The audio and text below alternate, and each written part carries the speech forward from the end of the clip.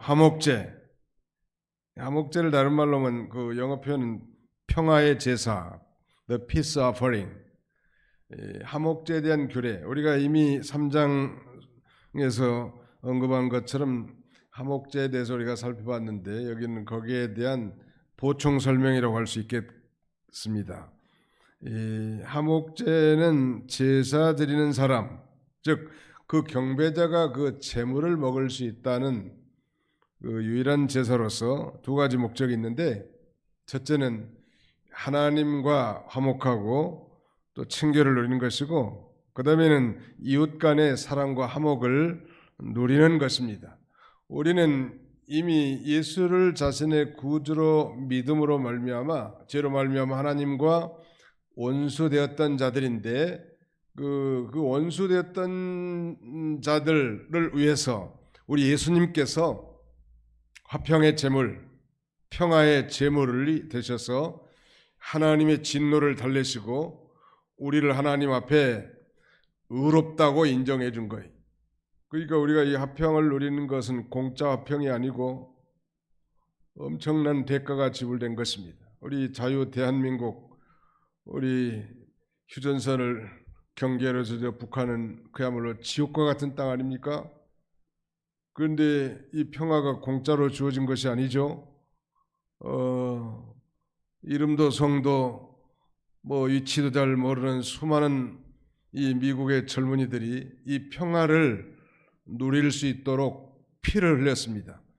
용산 그 전쟁 기념관에 가보니까 그 모든 피 흘린 미군 젊은이의 이름들, 또 전 세계에서 파송된 16개 국가에서 도와주고 죽은 병사들의 이름이 낱낱이 기록되어 있더라.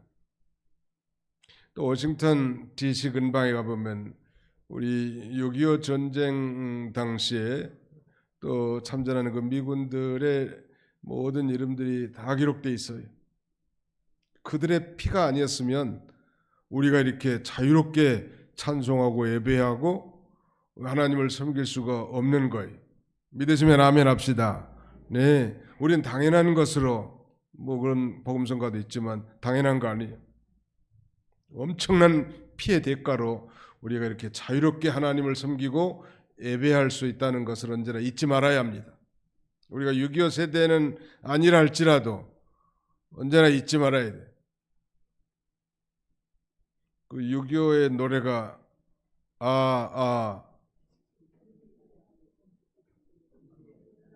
어떻게 시작하는 거예요? 이제야 어찌, 아무튼 그렇게 시작합니다. 잊으면 안 돼. 잊으면 안 된다. 어찌 그날 우리가 잊을 수 있겠냐는 말이에요. 마찬가지로 지난 시간에 우리가 속건제물에서도 우리가 속건제에 대한 규례에 대해서 살펴봤지만, 이 속건제의 특징은 배상이라고 했잖아요. 상대방에게 물건의 손해를 줬으면 일단 사죄 용서를 빌어야 되겠고, 그 다음에는 손해 준 것의 5분지를 보태가지고 손해 배상을 해야 되는 것처럼 우리가 그 죄로 말미암아 영원한 진노와 형벌을 받을 그런 대상인데, 우리 예수님이 속건제물에 대해서 말하자면 그 핏값으로 우리를 사셨단 말이에요. 여기 화목제도 마찬가지입니다. 우리가 범죄함으로 하나님과 하나님과 단절됐죠.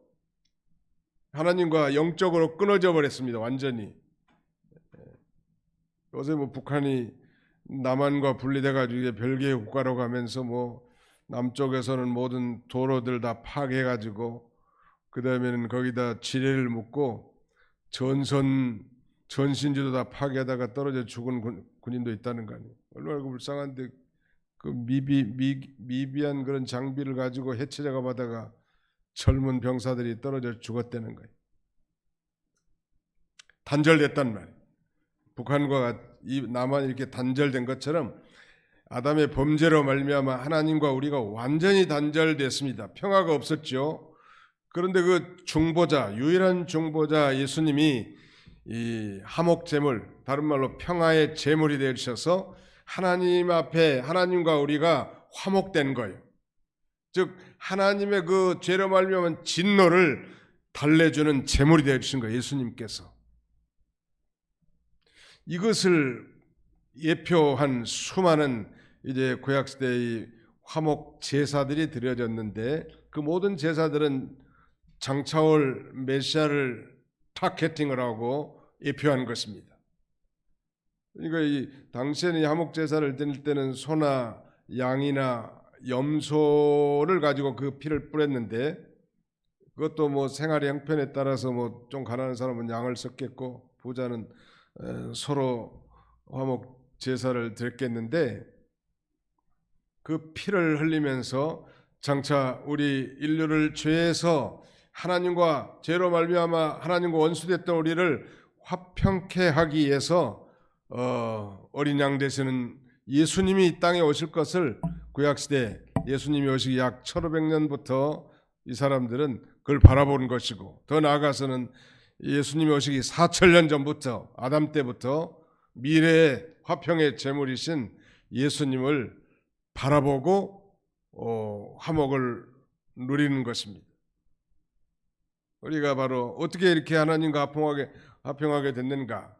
바울은 로마교회 보낸 편지 로마서 5장 1절에 보면, 그러므로 우리가 믿음으로 말미암아 의롭다, 하나님 앞에 의롭다함을 얻었으니 이제 예수 그리스도와 함께 하나님과 화평을 누리자라고 말합니다. 거기 한번 찾아볼까요? 로마서 제5장 1절을 다 같이 찾아서 통독하겠습니다. 로마서 제5장 1절입니다. 로마서 5장 1절 시작. 그러므로 우리가 믿음으로 의롭다 하심을 받았으니 우리 주 예수 그리스도로 말미암아 하나님과 화평을 누리자. 이제 우리 하나님 그 원수 관계가 화목하게 돼서 그래서 이제 하나님과 화평을 누릴 수 있는 그런 존재가 됐습니다. 근데 이 레이기의 주제요, 말하자면 이 레이기 전체를 관통하는 중대한 주제어는 이 거룩 혹은 성결이라고 그랬죠. 그 성결, 바로 이 우리가 이제 예수 그리스도를 믿음으로 이 거룩하신 하나님 앞에 나아갈 수 있는 존재가 됐고, 또 더 나아가서 우리가 이미 믿음으로 말미암아 예수 그리스도 안에서 하나님과 화평을 누리는 그런 존재지만, 이 화평의 교제를 끊임없이 누리기 위해서는 죄가 우리를 침노하지 못해야 돼. 즉 죄를 멀리하는 삶 가운데서 우리가 하나님과 화평의 교제를 지속적으로 누릴 수 있는 것입니다. 죄 지으면 마음이 평안해요? 평안하지 않아요? 당연히 마음이 안 평안하다. 곤고합니다. 그래서 우리가 또 회개하고 성령의 인도함을 받으면 심령의 자유함을 누리고 마음의 평안을 누리죠. 이미 우리는 법적으로 예수 그리스도로 말미암아 이 화평케 됐단 말. 마태복음 5장 9절에 보면 화평케 하는 자는 복이 있나니 그들이 하나님의 아들이라 일컬음을 받을 것이며, Blessed are peacemakers. 이 피스메이커, 화평케 하는 자들은 복이 있나니 그들이 하나님의 이름이라 일컬음을 받을 것이라고 예수님 이렇게 말씀하십니다. 우리는 이미 이 화평을 받은 자로서 더 나아가서 이제 화평케 하는 그런 직분을 가진 자예요. 예수 믿는 사람들이 불화목하고 뭐 싸우고 다투는 것은 너무너무 기가 막힌 극한 상황이죠. 아니, 예수 그리스도로 말미암아 우리가 화목하게 된 자인데, 그리고 다른 사람들도 화목하게 해야 할 사람이 싸움을 부추기고 싸운다는 것은 이건 너무 예수님과는 거리가 떨어져 있는 거예요. 그래서 부부싸움 해야 돼요, 안 해야 돼요? 어디서는 부부싸움을 해야 된다고 하더라고. 그게 정말 부부관계라네. 사람이니까 뭐 그런 뭐 다툼도 있고 갈등도 있긴 하겠지만, 예수님을 생각하면서 어떻게든지 화목하면 된다. 어떻게 하면 부부싸움을 안 싸울 수 있을까? 나는 그 비결을 알고 있는데, 지면 되는 거예요. 지는 것이 이기는 것이다. 시작. 지는 것이 이기는 것입니다. 옆에 사람 쳐다보고 지는 것이 이기는 것입니다. 시작. 지는 것이 이기는 것입니다. 다 이기려고 하니까 싸우는 거예요. 윤석열 대통령도 좀 야당 말도 좀 듣고 좀 야당 지도자도 불러다가 밥도 좀 대접하고 대화도 나누면서 서로 부족한 점을 보완할 수 있도록 전체 나라의 대통령이 돼야 될 건데 고집은 무슨 뭐 황소고집이 돼가지고 죽어도 말을 안 들어. 그러다 이렇게 이런 비상약을 썼단 말이야. 얼마나 치명적인 오류 아니야.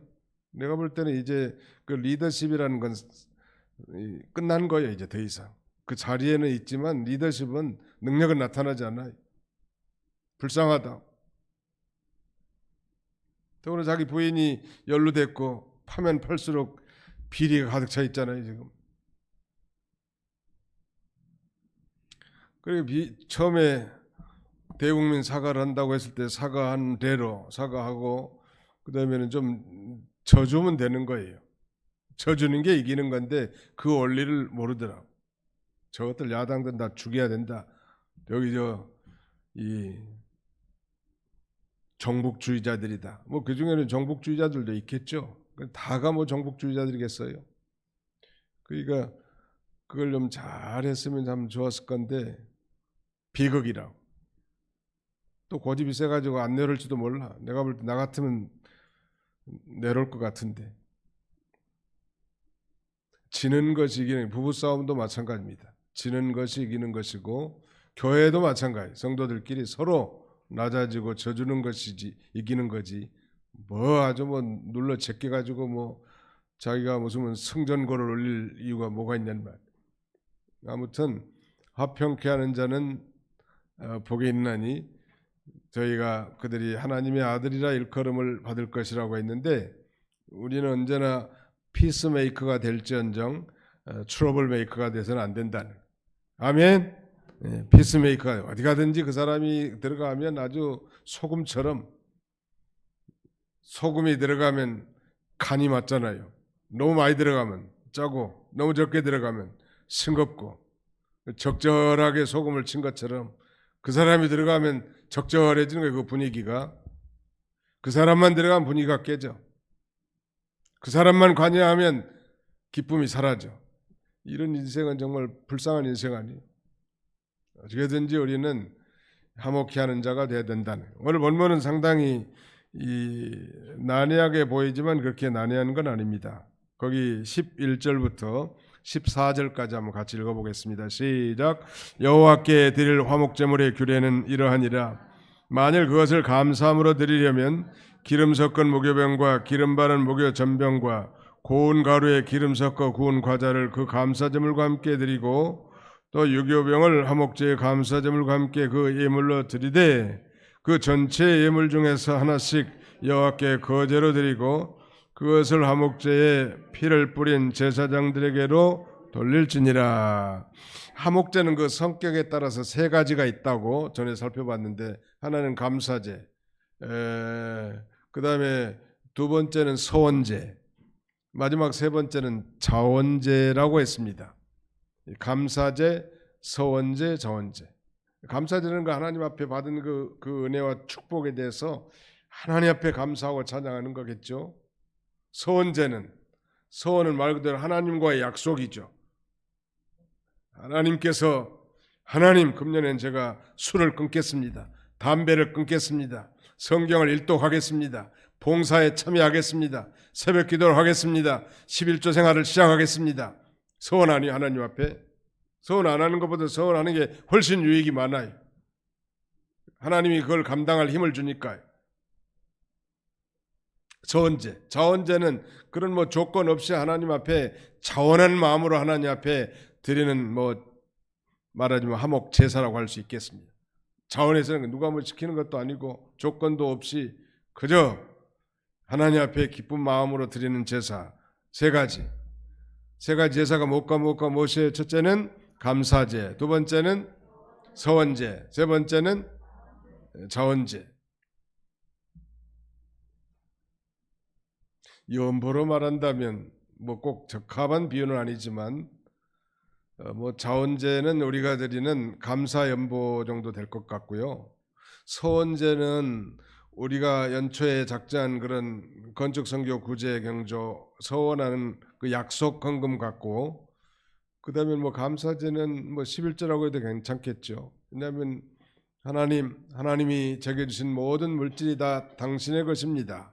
당신이 건강도 시간도 허락해 환경도 허락해 주셔서 벌게 하셨사온데 그 중에 10분의 1을 하나님 앞에 드립니다는 건 감사해서 하나님이 주신 것 전체가 다 하나님의 것이지만 하나님께서 그 10분의 1을 드림으로 전체를 하나님 앞에 드린 것으로 인정해 준 그것이 신앙의 고백 아니겠습니까? 하나님, 내 인생도 다 당신의 것이고 내게 있는 모든 것이 당신의 것입니다.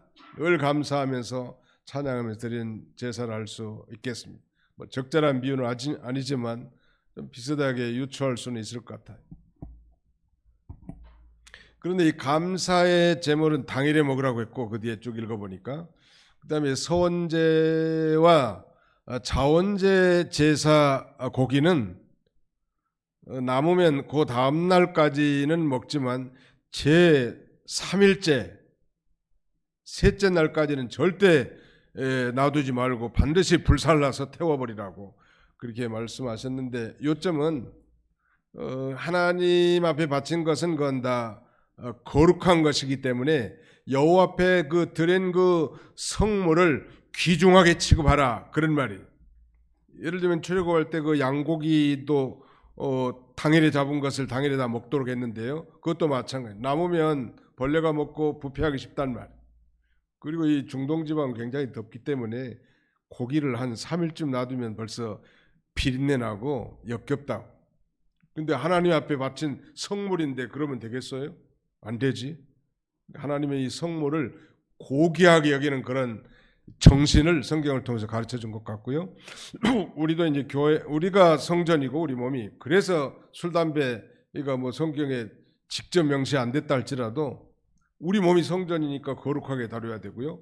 교회 안에 모든 성구들이 다 여러분들의 연보나 헌신을 통해서 다 된 것이기 때문에 함부로 남용하지 말고 과용하지 말고 잘 아끼고 보존하는 것이 필요합니다. 아무튼 하나님이 주신 게 다 거룩한 것인데 뭐 이틀 3일까지 놔두면 다 부패하고 썩어가지고 하나님의 거룩함이 훼손된다는 말. 오늘 본문에는 뒤에 보니까 가증한 것이 된다고 했습니다. 아주 부패해져 버린 거예요. 그래서 결코 그 제사를 받을 수 없다는 거죠, 말하자면. 그러니까 하나님이 요구하시는 것은 우리의 그 물질적 성공만이 아닙니다. 예를 들면 하나님이 돈을 많이 내는 것보다도 정말 열심히 일하고 노력해서 하나님 앞에 정성껏 작은 금액이라도 바친 것을 하나님이 기뻐하시지. 한번 상상해 보세요. 천지 만물이 다 하나님의 것인데 그 많은 것을 원하겠단 말이에요. 그렇잖아요? 물론 정당한 방법과 이 수단을 통해서 하나님이 주신 것을 하나님 많이 바치면 좋겠지만, 그것보다 더 중요한 것은 하나님은 그 과정과 중심을 더 귀하게 보신다네. 믿으시면 아멘 합시다. 네. 언제나 그런 자부심을 가져야 돼. 그러니까 예수 믿는 공동체는 뭐 개척교회든지 대형교회든지 그게 중요한 게 아니죠. 작든지 크든지 참으로 신령과 진정을 하나님 앞에 예배드리고 그 중심으로 그 거룩함을 유지하면서 하나님을 섬기는 것을 하나님이 기뻐하시지. 어떤 하나님은 모든 걸 다 하나님이 갖고 계시는데 말이죠. 뭐 말하자면 올바른 정신이 없이 하나님의 말씀을 어기면서 도둑질해가지고 노골적으로 많은 것을 하나님에 바친 걸 원하겠다는 말. 하나님께서 절대 그런 분이 아니에요. 하나님. 그러므로 내가 가난하다고 낙심할 것도 없고 또 풍성하다고 교만할 것도 없어요. 그저 하나님이 주신 만큼 최선을 다해서 하나님을 섬기면 하나님이 기뻐하신다는, 하나님이 원하는 건 이 거룩성이, 그 교회도 그러니 부흥이냐 거룩함이냐, 부흥이냐 성결이냐, 이것은 우리 교회 역사 가운데 상당히 논란의 문제가 됐습니다. 부흥을 추구하다 보니까 성결과 거룩함이 떨어져. 지렛대로 따지면. 또 거룩함과 너무 성결을 추구하다 보니까 교회가 부흥을 안 해. 그래서 이 균형을 잘 이루는 것이 참 중요할 것 같습니다. 그러니까 하나님의 뜻을 어기지 않으면서, 하나님의 말씀을 어기지 않으면서도 부흥을 꾀하고 거룩함을 유지하면서도 부흥을 꾀하는 그런 교회가 돼야지, 인간의 수단과 방법을 써서라도 이렇게 물량 비대주의로 나가는 걸 하나님이 원하시겠냐는 거예요. 결코 그러시는 하나님이 아니에요. 하나님은 얼마든지 크게도 하고 얼마든지 많게도 하기 때문에 하나님이 원하시는 건 이 거룩성이에요. 이 거룩함이 능력입니다. 한번 더 합시다. 거룩함이 능력입니다. 레이기의 핵심 키워드는 거룩입니다. 내가 거룩하니 너희도 거룩할지니라. 거룩한 자라고 말할 사람은 아무도 없지만 그 거룩이라는 표대를 향해서 날마다 가까이 나아가는 것인데, 그 거룩이라는 것은 이 깨끗함의 의미도 있지만 구별됐다는 게, 세상과 구별된 그런 삶을 살기를 원하십니다. 한번 상상해 보십시오. 이 신랑과 신부의 관계에서 가장 중요한 것은, 아니 신랑에 대한 신부의 자세에서 가장 중요한 것은 정절일 것입니다. 그렇잖아요. 밥도 잘하고 빨래도 잘하고 뭐 세탁도 잘, 세탁이나 빨래는 똑같네 보니. 밥도 잘하고 세탁도 잘하고 그다음에는 요리도 잘하고 친절하기도 하고 돈도 잘 벌고. 그런데 한 달에 한 번씩 외간 남자하고 자고 와. 그런 부인을 누가 용납할 수 있겠니? 신랑이 아무리 좋은 신랑이라도 좀 부족하더라도 자기밖에 모르고 자기만 우러러보면서 이 순결을 지키는 그런 신부를 원하는 것처럼, 우리 그리스도의 신부들 아니에요? 우리가 거룩하신 하나님의 자녀들이고요. 어떤 면에서 하나님 우리 남편이 우리가 아내인데 말이죠. 똑같은 의미요. 그래서 우리가 늘 유지할 거니 거룩함을 유지하는 것이 너무너무 중요하고, 레이기의 핵심 키워드는, 핵심 단어는 이 거룩함이. 그래서 이 레이기에서는 이 제사 예법을 통하여 거룩하지 못한 자가 그 거룩하신 하나님 앞에 어떻게 나갈 수 있겠는가? 바로 짐승의 피를 가지고 나갈 수 있는 거예요. 그 피에 의지해서 하나님 앞에 나가서 우리 하나님 앞에 하나님을 아련하고 사제의 은총과 구원의 감격 속에서 우리가 새롭게 이렇게 살아가는 것입니다. 이 하목 제사에서 아주 좀 특별한 것은, 그때는 유교병도 이렇게 하목제 감사제물과 함께 예물로 드리라고 했는데, 그것은 이 제단에다 태워드리는 화제로는 드릴 수 없지만, 즉 제단에 하나님 앞에 내려놓을 수는 없지만, 말하자면 이 성도들과 함께 음식을 나누는 그 교제형으로 사용하게 한 것입니다. 누룩을 넣은 유교병인데 질문하겠습니다. 무교병이 맛이 있을까요? 유교병이 더 맛있을까요? 훨씬 유교병이 더 맛있죠. 무교병이라는 건 누룩이 없는, 말하자면 빵 아니요? 누룩이 들어가지 않은 빵, 이스트가 들어가지 않은 빵, 아무 맛탱가리가 없어. 그것도 아주 딱딱하게 해놓은 건 그야말로 거의 무맛이라고 해도 과언이 아니에요.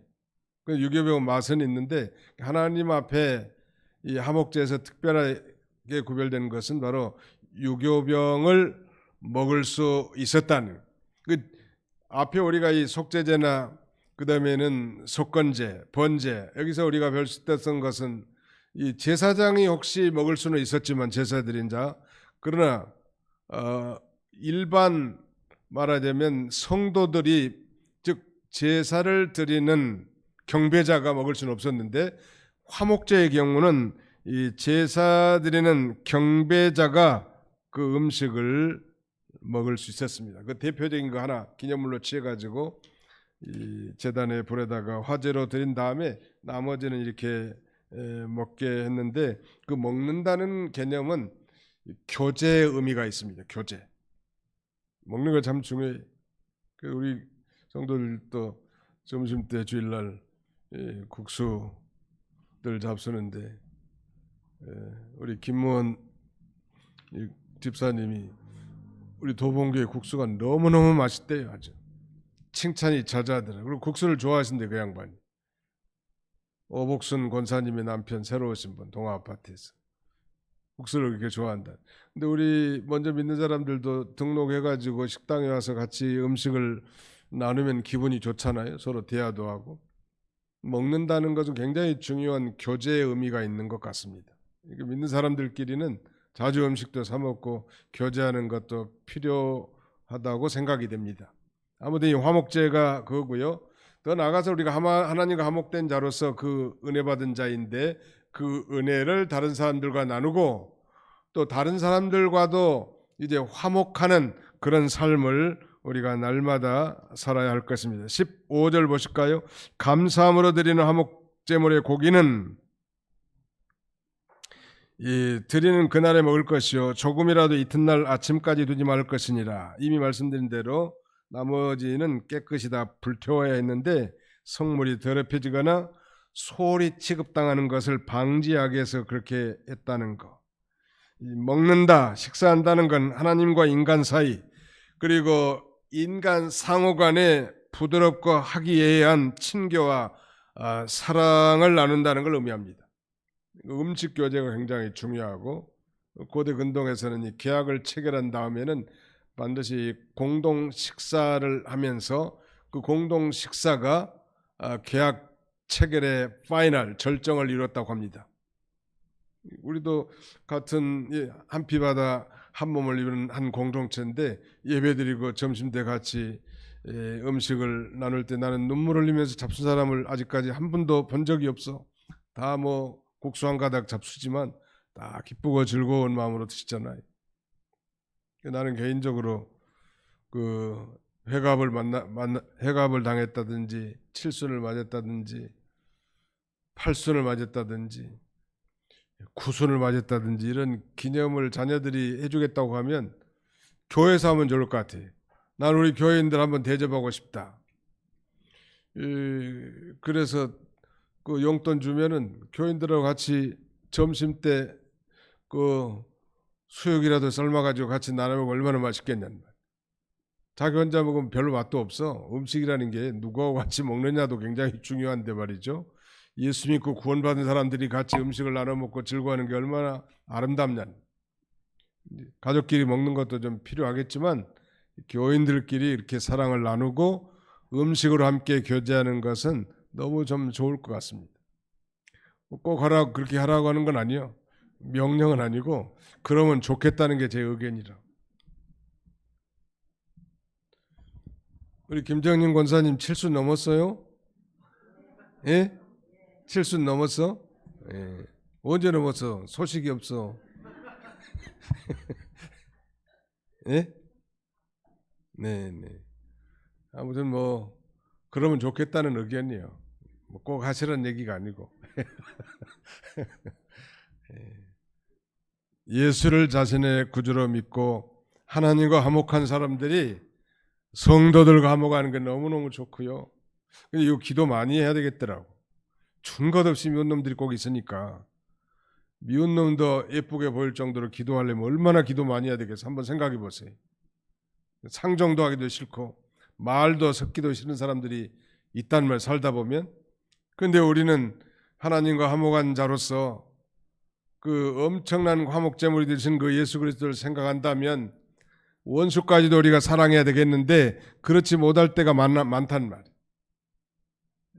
그래서 어디 가든지 우리가 이 화목제물로서 이 화평의 사람, 피스메이커들이 다 되면 너무너무 좋을 것 같습니다. 16절로 18절 또 한번 읽어봅시다. 16절로 18절 시작.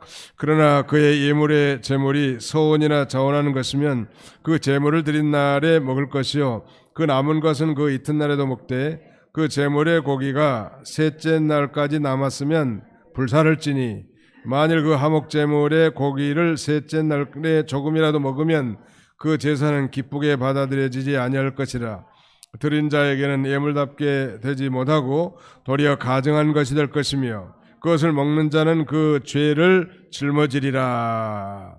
이미 말씀드린 것처럼 제3일까지 남았으면 다 불사라고 했는데 성모를 귀중하게 거룩하게 취급하라는 이 메시지고요.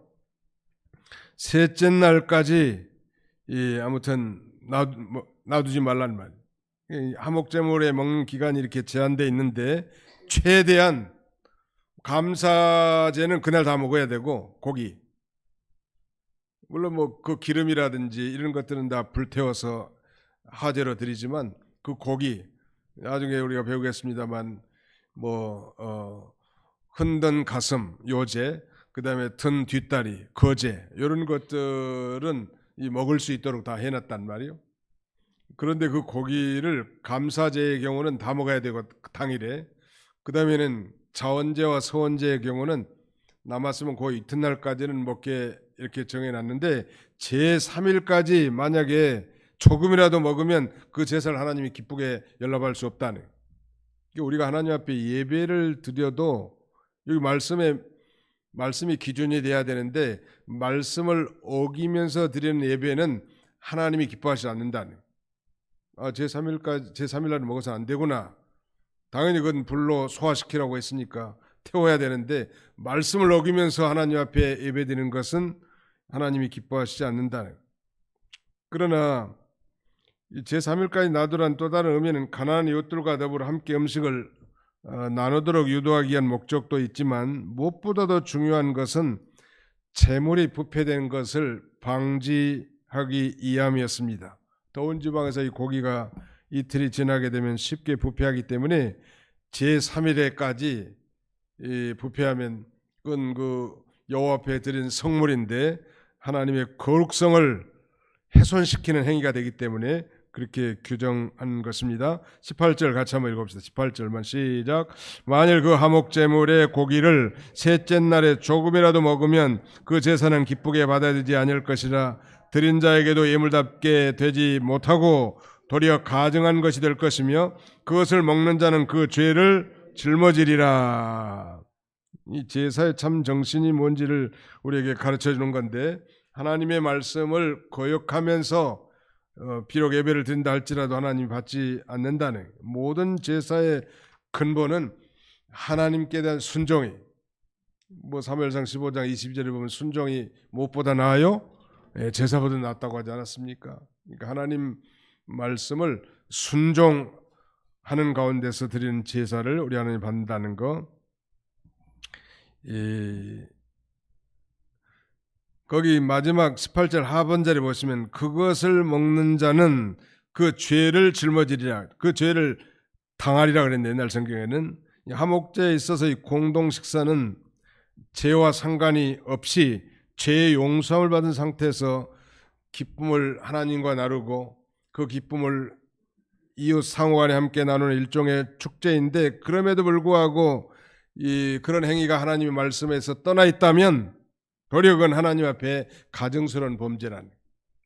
아까 우리 서론에서 말씀드린 것처럼 그러므로 우리가 믿음으로 말미암아 의롭다함을 얻었은즉 그리스도 안에서 그리스도와 함께 하나님과 화평함을 누리자 이제 즐기는 거예요. 그럼에도 불구하고 우리가 말씀 안에서 우리 개혁주의 기도에도 그래서 반드시 말씀을 먼저 상고하고 함께 기도하는 것은 그런 그 이유가 포함되어 있습니다. 언제나 우리가 자유롭게 신앙생활하지만 하나님의 말씀 밖을 넘어가서는 안 된다는 것. 19절로 21절 읽고 마치겠습니다. 19절로 21절 시작. 그 고기가 부정한 물건에 접촉되었으면 먹지 말고 불사를 것이라. 그 고기는 깨끗한 자만 먹을 것이니 만일 몸이 부정한 자가 여호와께 속한 화목제물의 고기를 먹으면 그 사람은 자기 백성 중에서 끊어질 것이요 만일 누구든지 부정한 것 곧 사람의 부정이나 부정한 짐승이나 부정하고 가증한 무슨 물건을 만지고 여호와께 속한 화목제물의 고기를 먹으면 그 사람도 자기 백성 중에서 끊어지리라. 화목제물을 먹는다는 건 화목제사를 드리고 하나님이 허락한 부분들을 그 고기를 먹는데 화목제물을 먹는다는 것은 바로 인간이 우리 성도가 거룩하신 하나님과 친교 즉 교제를 나눈 걸 상징합니다. 먹는 것이 교제예요. 그래서 어떤 사람 막 부지런히 먹고, 우리 어떤 암흑의 성도는 보니까 나 내려가기 전에 벌써 올라오셔. 근데 사실은 그걸 잡수면서 대화도 좀 하고, 우리 보통 요새 카페 가온 사람들이 바글바글하더만, 다 점심 먹고 식사한 다음에 가서 차 한잔 마시면서 이제 교제 안에 삶의 교제도 하고 신앙의 교제도 하고, 카페가 꽉 차서 사람들이, 안 믿는 사람들도 그런데 말이죠. 믿는 사람들도 마찬가지. 하나님이 자기에게 역사하신 놀라운 이 역사하심을 서로 나누고, 또 깨달은 말씀을 나누고, 기도 제목도 좀 나누고, 이렇게 교제하는 것이 중요합니다. 먹는다는 것은 바로 이 인간이 가장 거룩하신 하나님과 친교를 하는 걸 상징하는데, 그러므로 이 제물을 먹는 자나 공동 식사용 제물은 모든 부정으로부터 깨끗해야 합니다. 정결해야 할 필요가 있단 말이에요. 몸이 부정한 자는 거룩한 고기를 먹을 수 없고, 고기가 부정한 것에 접촉됐을 경우에도 그 고기를 먹을 수 없었습니다. 이 규례를 범한 자는 이스라엘 백성에서 끊어진다 하고 있는데, 이스라엘 백성 중에서 끊어진다는 말은 교제권에서 박탈당한다. 즉 이스라엘 백성들이 지키는 어떤 이 말하자면 의식이나 절기에 참석할 자격이 박탈된다, 그런 말. 이걸 오늘 우리에게 적용한다면, 우리 예수 믿는 사람들이 이미 구원받고 하나님의 자녀들이 됐지만, 우리가 더럽게 살고 죄짓고 살면 하나님과 교제가 안 돼. 하나님과도 교제가 안 될 뿐만 아니라 성도 간에도 거룩한 교제가 불가능합니다. 그러므로 이 거룩한 삶을 살아야 할 것을 우리에게 가르쳐 줍니다. 그러므로 이 화목제의 공동 식사는 이 거룩한 신 하나님 앞에서 거룩한 제물을 거룩한 자들만이 모여서 먹을 수 있는 것입니다. 교제가 가능하다는 것.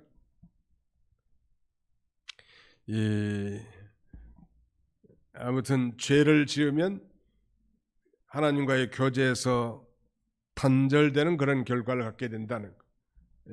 그래서 항상 하나님 앞에 철저히 회개하고 깨끗하고 정결한 마음으로 교회 봉사도 하고 또 교제도 하고 또 하나님 앞에 예배도 드리고 하는 생활이 너무 중요한 것을 우리에게 가르쳐 줍니다. 기도하겠습니다. 기도합시다. 살아계신 우리 아버지 하나님, 감사합니다. 3일 동안도 주의 은혜 가운데 우리를 보호해 주시고, 또 이 거룩한 공예배 저희를 주의 전으로 인도해 주셔서 오늘 내이기의 말씀을 통하여 이 화목제에 대한 규례를 우리가 배웠사오니 감사합니다. 우리가 믿음으로 말미암아 하나님 앞에 의롭다함을 얻었은즉 이제 그리스도 안에서 하나님과 날마다 화평함을 누릴 수 있도록, 죄를 멀리 떠난 삶, 거룩한 삶을 살아갈 수 있도록 도와주시기를 원합니다. 자비로우신 하나님 뿐만 아니라 이제 우리 모두가 법적으로 피스메이커들이 되었사오니 늘 화평함을 누릴 뿐만 아니라 이 화평의 복음, 화목의 복음을 증거하여 많은 사람들을 주 앞으로 인도하는 이 귀중한 사명들도 잘 감당할 수 있도록 하나님 도와주시고, 우리가 범죄하면 이 화목의 제물을 먹을 수 없는 부정한 자가 된다고 했는데, 하나님과 교제가 박탈되는 줄 알고 날마다 철저히 회개하면서 거룩한 길을 걸어가는 우리 모두가 다 되게 해 주시옵소서. 예수님의 이름으로 기도하옵나이다.